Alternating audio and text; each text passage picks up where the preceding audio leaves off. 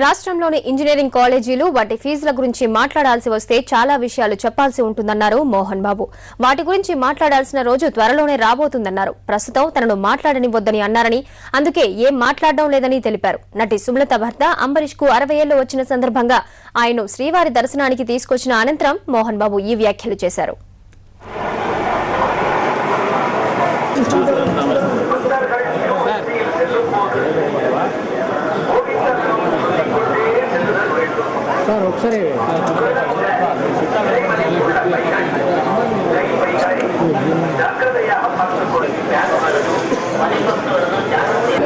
నన్ను ఇప్పుడు ఏమీ మాట్లాడద్దన్నారు.